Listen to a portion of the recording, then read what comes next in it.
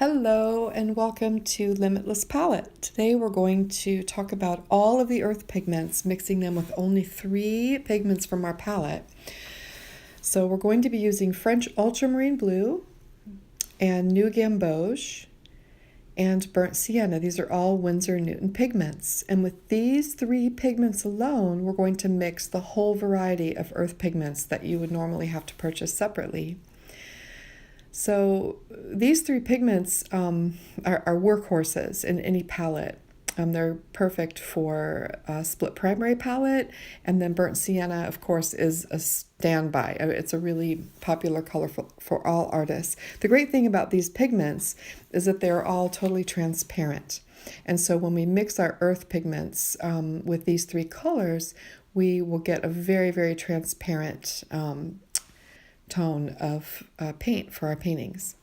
So I'm swatching out the 3 colors here on the top so you can see them, how luminous and transparent they are.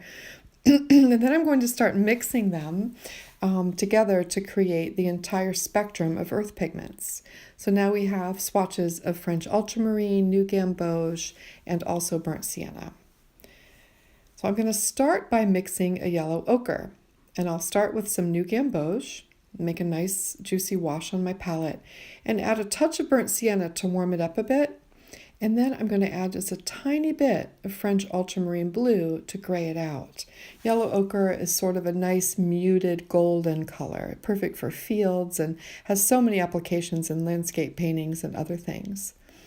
So you can see this is a really beautiful transparent form of yellow ochre. It could be made lighter or darker.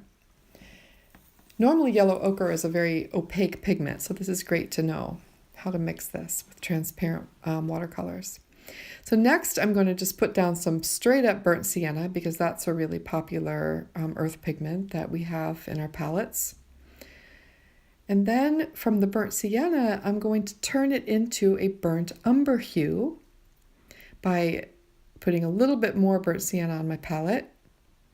And then picking up a little bit of French Ultramarine Blue and mixing them together until I get a darker burnt umber shade. Sometimes you might need to add a little bit more of one or the other, but it's a pretty quick thing. So you see how I get that nice rich burnt umber hue just by mixing in a little bit of Ultramarine Blue to my Burnt Sienna. Now I'm going to turn it into a raw umber hue. So raw umber is a little bit of a more muted brown, more neutral, and I'm just adding in a tiny bit more of the New Gamboge to warm it up, and of course some more of the French Ultramarine Blue. And that gives me a raw umber hue.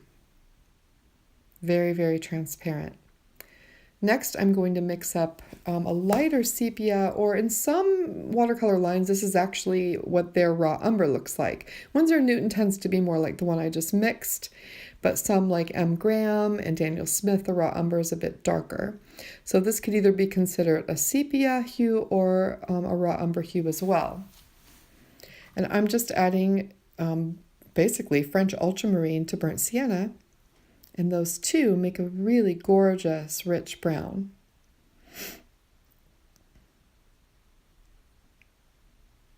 You can see the difference between this brown and the raw umber that I mixed first. And now I'll make a true sepia tone that's very, very transparent. And often sepia in the tube, when we purchase it in the tube, it's got black in it. So it tends to be a little bit duller and not as luminous on the paper. And I'm making this by just using Burnt Sienna and French Ultramarine Blue, a little bit heavier on that ultramarine. And this is going to give me a really, really rich and transparent sepia tone. Another color that's really popular for a watercolorist is Payne's Gray, and again can often be made with black and several pigments. I'm going to mix it just by using French Ultramarine Blue and Burnt Sienna. It's going to be heavier on the ultramarine until I get a really rich Payne's Gray tone, which is so, so useful in anything we choose to paint. Again, really, really transparent and lovely. And then finally, I'm going to add a little bit more of the burnt sienna to my Payne's gray mix.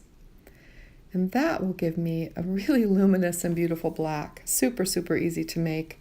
Much better on the paper than a traditional tube of black watercolor. And there you have it. Super easy. You don't need to buy all of these separate paints. You can simply use 3 that are on your basic split primary palette, plus burnt sienna, and get all of these different earth tones. So I hope you've enjoyed this. I'll have more of these quick tip videos on how to mix lots and lots of luminous colors with your transparent watercolors. Thanks so much for being here. You can always visit me on the web, GetiraEwing.com.